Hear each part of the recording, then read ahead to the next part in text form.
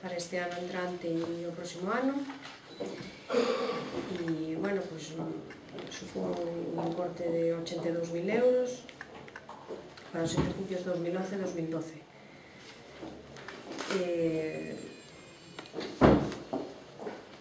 O Concello de Tomiño aporta 6.000 euros tamén. Bueno, pues que nos estamos moi satisfeitos co resultado que tuvo este programa na anterior edición. A verdade é que hai un antes e un despois das mulleres que pasaron polo programa Clara. Se seleccionaron 20 mulleres pues, de unha base aproximada de 200. O programa lles dá basicamente pues, autoestima e despois lles dá formación e medios tamén para que elas mismas sean as que busquen a súa propia inserción laboral, ¿no? E tamén formación, neste caso se fixo uns cursos de atención sociosanitaria a dependentes que tamén tuveron éxito. E, bueno, a verdade é que o máis importante é o cambio que se experimenta nas mulleres e que, bueno, os que estivemos a pé do curso, si puidemos valoralo. Podes decir a Eva que veña, Natalia, que está aí fora. Eva Cañizares era a técnica que levou o curso. Sí que hai un antes e un despois nas mulleres en todos os sentidos, ¿no? A nivel de autoestima, de capacidade, de ver que son capaces de... Laura xa me dixera que era un programa milagroso para as mulleres e a verdade é que sí é certo que o Instituto da Mujer o ten moi contrastado porque leva moitos anos con el e é un pouco, ademais sigue un pouco ahora Europa esa línea de itinerarios personalizados, non? De buscar, non tanto dar formación estándar, sino buscar que tipo de formación, que tipo de medios necesita cada persona, neste caso cada muller, para ser capaz de polos seus propios medios a ir adiante. Iso é o que é máis positivo e o que é máis especial deste programa Clara, non? Que lle dá capacidades de búsqueda, de inserción, de motivación para mulleres de difícil inserción laboral. E, bueno, por lo tanto, dentro do Concello de Tomiño, Oficina de Igualdade, moi satisfeitas de que haxa ese compromiso coa igualdade en Tomiño durante 2 anos máis e agradecerlle aquí a directora del Instituto da Mujer que contara con nós unha vez máis. Cedo a palabra.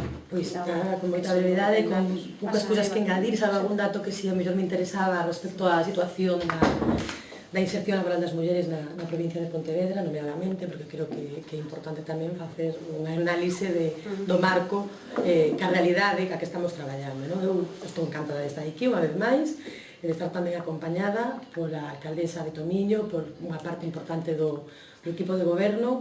Estou moi satisfeita, Sandra o dixo, pero é certo que tivo unha ampla acollida este programa aquí, ademais, xa que as avaliacións feitas dos resultados dos programas nos concellos de todo o Estado, pois Tomiño ten unha altísima valoración, e, polo tanto, xunto con concellos como Amoeiro, por poñer un concello en Galicia, un concello máis, pois tamén me apetece resaltalo, ou mesmo a cidade de Ourense, e desde logo pois é un placer volver a renovar este compromiso, non? Porque isto é un camiño de doble dirección, aquí camiñamos desde diferentes administracións para acadar esa igualdade real e efectiva que tanto desexamos, de xeito particular cas mulleres en risco de exclusión, cas mulleres que teñen máis dificultades a hora de acceder ao mercado laboral.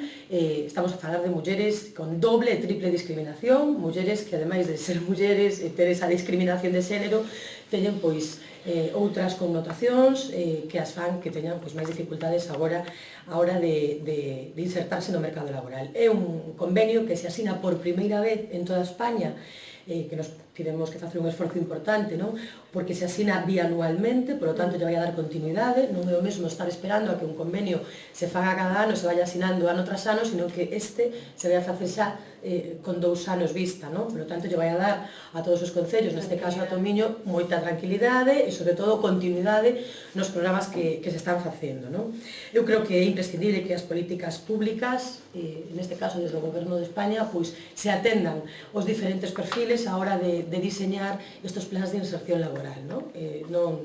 non hai unha homoxeneidade na población do noso país, afortunadamente, porque todo homoxéneo tampouco, en fin, non sempre é enriquecedor, non? Pero neste caso, pois sí é certo que temos que ter en conta que as dificultades de algúns grupos, de algúns colectivos dentro da metade da población, que neste caso son as mulleres, necesitan e requiren dunha especial atención. Decía, ademais apunteino porque me encanta, decía John Stuart Mill que había que acadar aquela perfecta igualdade que non admitira poder nin privilexio para uns ni incapacidade para outras. En esa tarefa, como dicíamos ao principio, temos que implicarnos todos e todas. O Goberno de España ten este programa, pero efectivamente hai moitos concellos neste momento no conxunto do Estado que están participando, insisto, con moi bons resultados na posta en marcha deste convenio deste programa. Creo que temos que seguir traballando para que a xenda política española teña a igualdade como un dos pilares fundamentais. Hai unha situación de crise importante neste momento no noso país, unha situación de crise que precisamente o partido que está no goberno lle ten pasado unha dura factura, pero en todo caso nos somos conscientes que hoxe falar de igualdade é tamén falar de eficacia e de eficiencia económica. Todos aqueles que din que se derrochan os cartos con programas como este, porque algúns hai que o dicen, eu lle quero hoxe trasladar desde aquí que deben ser conscientes, máis alá de que a igualdade é sobre todo un elemento de xustiza social, deben ser conscientes que hoxe falar de igualdade é falar de dereitos humanos, pero tamén é falar de recursos humanos, é falar de eficacia e de eficiencia económica, temos falado moitas veces, é falar de non desaproveitar nun momento de dificultades económicas e financeiras a metade do talento da población, non desperdiciar a metade do coñecemento que está en mans das mulleres, que son o 60% das persoas que saen das universidades do noso país. Por lo tanto, creo que isto é fundamental que o teñamos en conta para superar esta situación de dificultade. A igualdade e as políticas de igualdade son un dos elementos prioritarios, un dos elementos claves para, efectivamente, superar esta difícil situación. Podemos acudir a exemplos e a outros países, eu o fago constantemente. Por exemplo, Noruega. Noruega é un país co que España, o Goberno de España, ten varios proxectos con cargo ao Fondo Social Europeo. Proxectos de igualdade, proxectos, ademais, en materia moi concreta de conciliación e de corresponsabilidade. Bueno, estamos traballando cama entendida desde hai moitos anos. Noruega ten unha legislación en materia de igualdade desde os anos 70. Isto non é casual, claro, cando aparecen os datos da OCDE e din que o país o mellor país de Europa para, por exemplo, ter un fillo ou ter unha filla, por exemplo, que o país de Europa que mellor superou a crise económica, pois o mellor tamén hai que facer unha reflexión, porque tamén foi o país que xa na década dos 70 puxo en marcha unha lei como a que nós temos en España, pero que tivemos que esperar ata o ano 2007 para tela, por exemplo, e facer efectivamente esa reflexión. Hai países que tenen moi interiorizada, non só os gobernos, sino a sociedade no seu conxunto, que a igualdade é un elemento fundamental para superar as dificultades, non? E que as empresas onde hai máis plans de igualdade, onde hai máis plans de conciliación, son as empresas que mellor resistiron á crise. Eu vou poñer un exemplo moi corto e aquí o deixo, pero creo que é ilustrativo. No ano 2009, un 34% dos convenios colectivos de carácter estatal que se asinaron no Estado español incorporaron plans de igualdade. No ano 2010 foi un 61,5% o número de convenios colectivos de carácter estatal que incorporaron plans e accións de igualdade. Isto quero decir que, efectivamente, é un compromiso das administracións, é un compromiso da cidadanía, é un compromiso desde hai moito tempo tamén dos sindicatos e empeza a ser un compromiso claro tamén por parte do sector empresarial que é consciente xa no noso país de que efectivamente medidas de inserción, medidas tendentes ao equilibrio entre homes e mulleres tamén no eido empresarial é absolutamente fundamental. Eu quero poñer en riba da mesa estes datos porque creo que axudan a que non se cuestione permanentemente sempre as políticas de igualdade, non?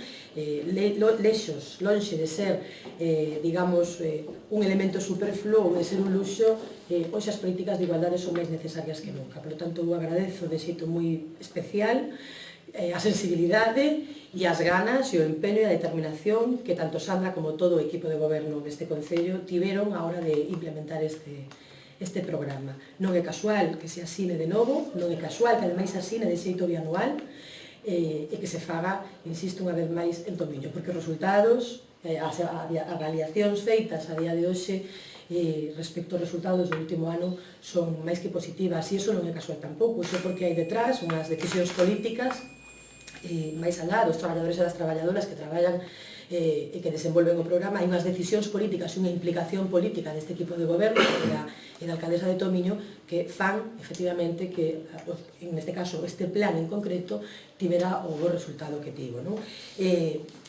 Dous datos para ilustrar un pouco esta comparecencia e xa remato.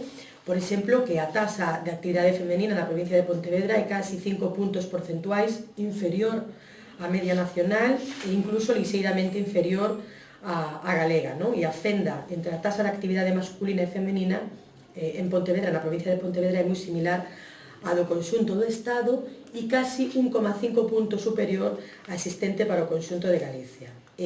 No caso da tasa de ocupación femenina, a de Pontevedra é de 38,79% frente a un 41,66% e a un 40% de Galicia. E logo hai un dato que si me interesaba moito plantexar, que é un dato que ten que ver cos usos do tempo, porque este plan é un plan tamén que está destinado a asertividade, a autoestima das mulleres, para que atopen, como decía Sandra, pois traballo, cun traballo ademais psicosocial moi potente que se fai con estas mulleres, pero tamén creo que é moi importante plantexar estos plans e estos programas para acadar esa conciliación e esa corresponsabilidade, que eu creo que, eu quero dicir aquí tamén, unha das débedas que temos neste momento por resolver no noso país. Efectivamente, temos un problema de falta de corresponsabilidade real, de falta de conciliación. E mentras non entendamos que a conciliación non é un problema que deben resolver as mulleres, sino que a conciliación é un dereito que teñen homes e mulleres no noso país, e mentras non teñamos todas as administracións isto claro, pois pouco poderemos avanzar.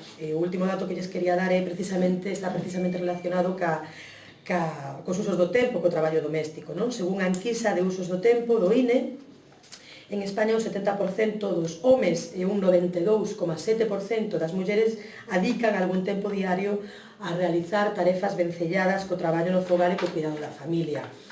En embargantes, o tempo que os homes realizan estas tarefas, que adican diariamente a estas tarefas, é moi inferior. En concreto, os homes galegos, ese sí que é un dato de Galicia, que realizan tarefas no fogar ou en relación ca familia, adican 2 horas e 8 minutos. Xa me parece moito, sempre o digo, Mentras que a media nacional se sitúa en 2 horas e media. En cambio, as mulleres galegas adican algo máis de tempo que as do conxunto do Estado, en concreto 4 horas e 52 minutos frente a 4 horas e 45 minutos que adican as mulleres do Estado. Aí está, efectivamente, a diferenza,